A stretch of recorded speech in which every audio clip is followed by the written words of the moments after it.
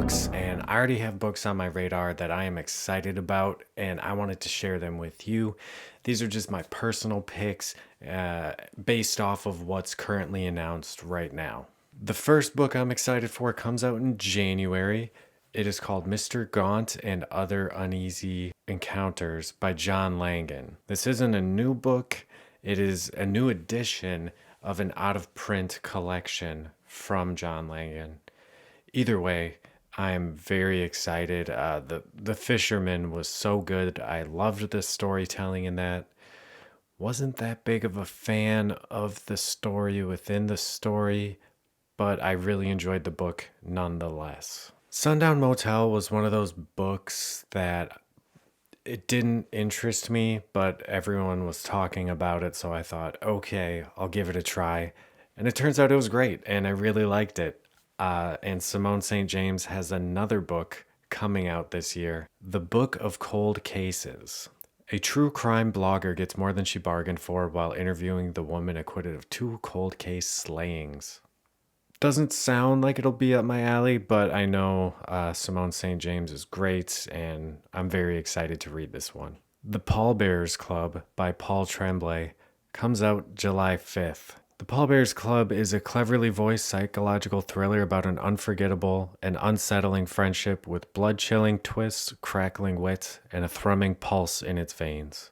I really like Paul Tremblay. A Survivor Song was so hit or miss for everyone, but it was such a hit for me. I loved it. That's why Pallbearers Club made this list, because I love Survivor Song so much. How to Sell a Haunted House by Grady Hendrix comes out July 12th.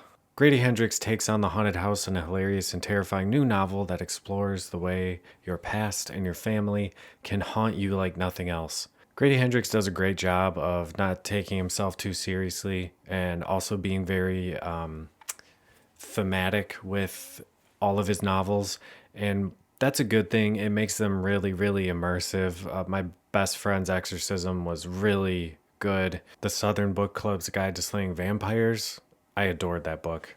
That book crushed it.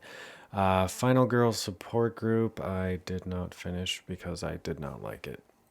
Last but certainly not least is the book I'm looking forward to the most, Dead Water by C.A. Fletcher. On the edge of the northern Atlantic lies a remote island. The islanders are an outwardly harmonious community, but all have their own secrets, some much darker than others. And when a strange disorder begins to infect them all, those secrets come to light.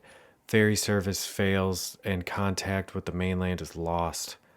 Rumors begin to swirl as a temporary inconvenience grows into a nightmarish ordeal. The fabric of the once tight-knit island is unnervingly torn apart, and whatever the cause, the question soon stops being how or why it happened, but who, if anyone, will survive. I can't wait for this. I can't stress enough how much I'm looking forward to this book.